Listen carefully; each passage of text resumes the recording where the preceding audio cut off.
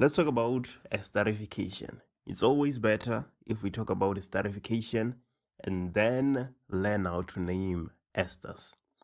Okay, so in esterification, it is a reaction in which a molecule of water is removed from two compounds and a new bond is formed between what remains of the alcohol and the carboxylic acid.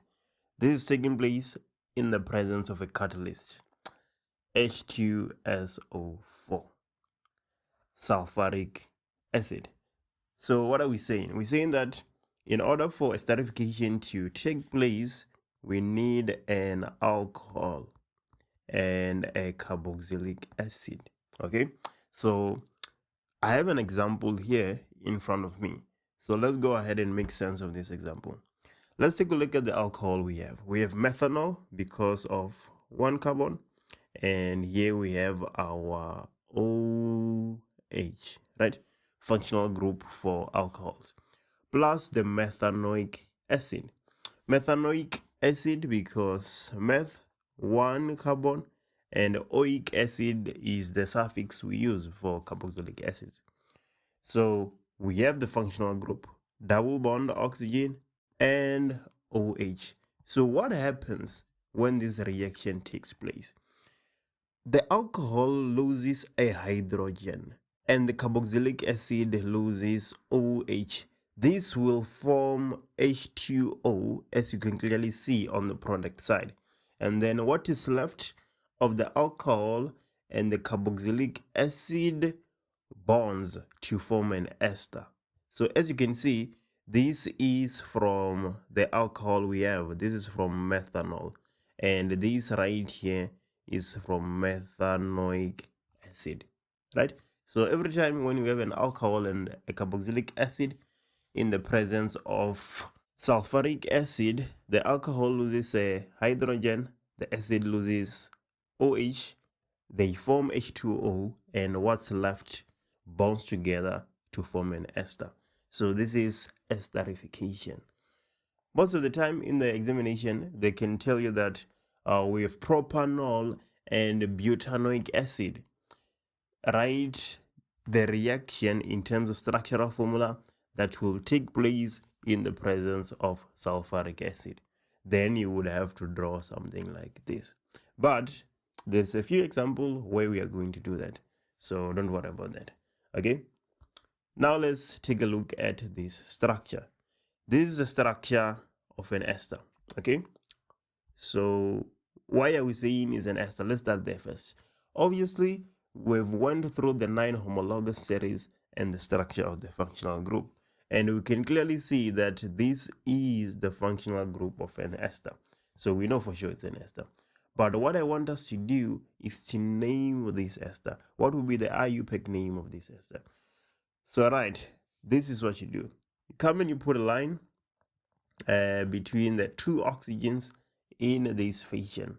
So the part with the single bond oxygen comes from the alcohol, and the part with the double bond oxygen come from the carboxylic acid. So the name for this ester would be ethanoid.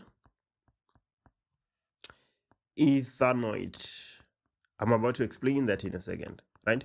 So ethyl is coming from the alcohol that was used. We have ethanol that was used to form this ester. So it will be ethyl.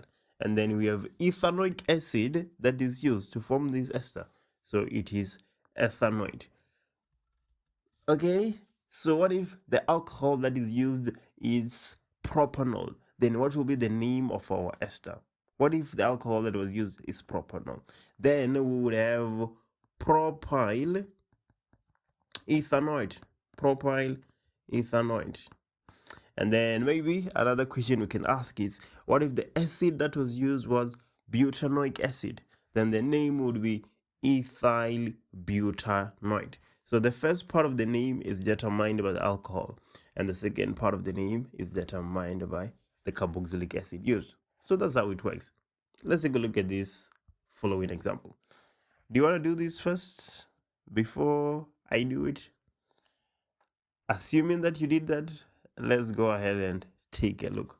So first things first, we need to put a line here to separate the oxygens. As soon as we do that, everything else becomes crystal clear.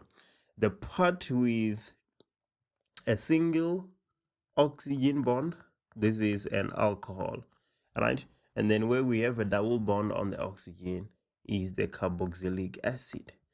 So let's take a look. The alcohol that is used is ethanol, so we will have ethyl. And let's take a look at the acid used, that is propanoic acid. So we have ethyl propanoid. Ethyl propanoid. So ethyl from the alcohol used, ethanol, and propanoid from the acid used, propanoic acid. So this is how we name esters. It's not really that difficult. We just need to figure out which alcohol was used and which carboxylic acid was used, and we are good to go. Let's take a look at how we draw the structure when we are given the IUPAC name. Here we have ethyl hexanoid. So the alcohol that was used is ethanol, and the carboxylic acid that was used is hexanoic acid. So how will the structure look like? So let's go ahead and do that. So we have 1, 2, and then this is our alcohol. Well, let's just go ahead and draw the entire reaction, right? Let's not only draw the structure, let's just draw the entire reaction. So this is the alcohol that was used, ethanol, and then plus the acid that was used. The acid that is used is hexanoic acid. So this is the functional group of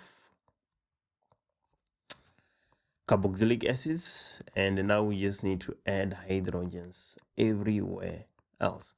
So we're just gonna go ahead and do that. We need 6 carbons since we have hexanoic acid. So let's see how many carbons we have. 1, 2, 3, 4, 5, 6. So there we good to go. We have our ethanol and our hexanoic acid. So like I've been proposing, the alcohol will lose a hydrogen and the carboxylic acid will lose OH. This is going to form H2O. So the product here of our reaction, we're gonna have 1, 2, and the oxygen that remains from the alcohol. So let's just leave that there. And then after that, we have a carbon from the hexanoic acid. So 1, 2, 3, 4, 5, 6. There we go. We have our ester, and the H2O that is removed, we write it like this. We don't write H2O because if the question says in terms of structural formula, writing H2O in this manner is not correct because that's not a structural formula. So this is how we must write it. That is the correct way of doing it. And for this reaction to take place, we need H2SO4. So there we go. That is the structure of ethyl hexanoid. It's a reaction between ethanol and hexanoic acid to give us the ester ethyl hexanoid. Let's move to the last question. So here we're supposed to draw the structural representations for the organic compound propyl ethanoid. So propyl, the alcohol that was used is propanol. Ethanoid, the alcohol that was used, not the alcohol, but the acid. The carboxylic acid that was used is ethanoic acid. So how will the structure of our ester look like?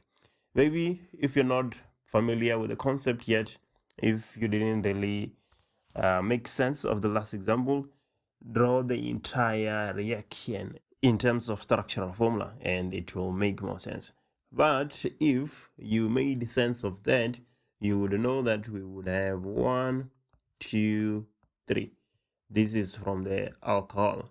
And then from carboxylic acid, we have 1 double bond oxygen and the last carbon.